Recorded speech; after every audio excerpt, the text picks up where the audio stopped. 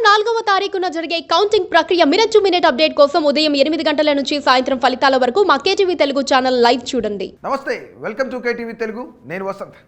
సుదీర్ఘ ఎన్నికల ప్రక్రియ తర్వాత ఏపీలో నిన్న ఎగ్జిట్ పోల్స్ వచ్చాయి. ఆ పోల్స్ కొందరికి మోదాన్ని, మరికొందరికి ఖేదాన్ని అందించిన మాట కూడా వాస్తవం. మెజారిటీ ఎగ్జిట్ పోల్స్ కూటమికే విజయ అవకాశాలను సూచించాయి. ఆరా మస్తాన్ లాంటి ఒకరిద్దరు మాత్రమే జగన్ గెలుస్తారని ప్రకటించారు. అది వేరే విషయం. అయితే కూటమికి ఇంతటి విజయం రాబోతున్నందున కారణాలు ఏమిటనేది కూడా ఇప్పుడు చర్చనీయాంశం అవుతోంది. అందుకు దారితీసిన 2-3 బలమైన పరిస్థితులు ఏమిటనేది విశ్లేషకులు ఇప్పుడిప్పుడే అందుతున్నాయి. అందుకు దారితీసిన 2-3 బలమైన పరిస్థితులు ఏమిటనేది విశ్లేషణలు ఇప్పుడిప్పుడే అందుతున్నాయి.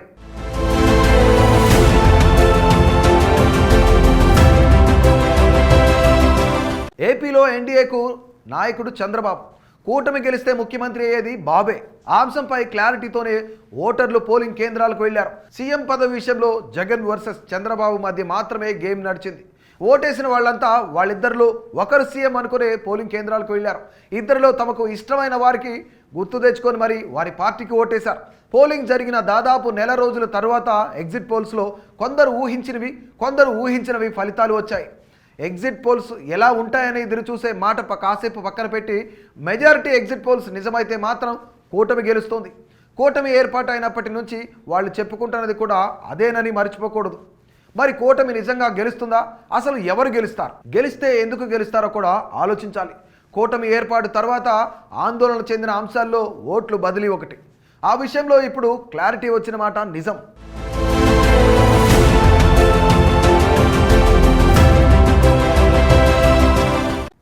ఏపీలో ఎన్డీఏ కూటమి ఏర్పాటు చేసిన తొలి నెలల్లో ఓట్ల బదిలీపై డౌట్లు ఉండేవి. టీడీపీ పట్ల, జనసేన ఇద్దరి పట్ల బీజేపీ కార్యకర్తలు అనుమానంగా చూసేవారు. మనల్ని వాడుకోవడమే కానీ వాళ్ళు మనకు ఉపయోగపడతారా అని ప్రశ్నించుకునేవారు. ఎగ్జిట్ పోల్స్ ఫలితాలు అలాంటి అనుమానాలన్నింటినీ పటాపంచులు చేశాయని కూటమి నేతలు బహిరంగంగానే చెప్పుకుంటున్నారు. తెలుగుదేశం 144 స్థానాల్లో పోటీ చేసింది. సగటున 90 నుంచి 100 చోట్ల గెలుస్తుందని ఎగ్జిట్ పోల్స్ అంచనా వేస్తున్నాయి. ఇక 21 నియోజకవర్గాల్లో పోటీ చేసిన జనసేన అసెంబ్లీ బలం 15 దాటుతుందని చెబుతున్నారు. 10 నియోజకవర్గాల్లో బరిలోకి దిగిన బీజేపీ సగం స్థానాల్లో గెలవడం ఖాయమంటున్నారు. 3 పార్టీల సమన్వయంతో పనిచేసిన ఫలితమే విజయానికి దారి తీయబోతుందని అంచనా వేస్తున్నారు. వాళ్లకు మేము, మాకు వాళ్ళు అని చెబుతూ తిరిగారు. ప్రతి చోట కూటమి జెండాలు ఒకటిగా కనిపించాయి. ఎక్కడ భేషజాలకు పోకుండా ఐకమత్యంగా జనంలో కనిపించారు.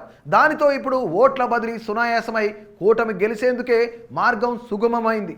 మరోపక్క మహిళల ఓట్లు కూడా మెజారిటీగా కూటమి వైపుకే వచ్చాయి. అందుకు ఒక ప్రత్యేకమైన కారణం ఉంది. రాష్ట్రంలో పురుషుల కంటే మహిళలే ఎక్కువ మంది ఓట్లేశారు.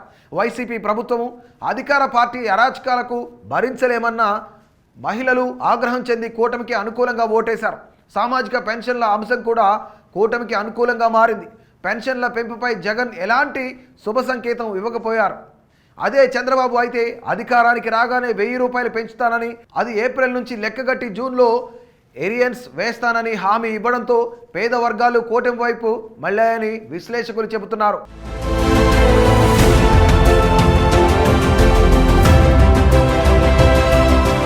మార్పు మంచికేనన్న ఫీలింగ్ వచ్చేస్తోంది. ఏపీ బాగు కోసమే కూటమికి ఓటేశామని బహిరంగంగా చెప్పిన వాళ్ళు ఉన్నారు. కూటమి ఏర్పాటు చేసుకోవడానికి కూడా 3 పార్టీలకు కలిసొచ్చింది. ప్రభుత్వ వ్యతిరేక ఓటు చీలనివ్వబోమని జనసేనాని అధినేత పవన్ కళ్యాణ్ చేసిన శపథం ఫలించింది. అందుకే ఓట్లు బదిలీ సక్రమంగా జరిగి కూటమి గెలవబోతుంది అనుకోవాలి. ఎగ్జిట్ పోల్స్ ఫలితాలకు ఎంత మేర పొంతన ఉంటుందనేదే ఇప్పుడు అసలు ప్రశ్న. సో ఇలాంటి మరిన్ని ఇంట్రెస్టింగ్ అప్డేట్స్ కోసం మా కేటీవీ తెలుగును సబ్స్క్రైబ్ చేయండి, అలాగే ఫాలో చేయండి.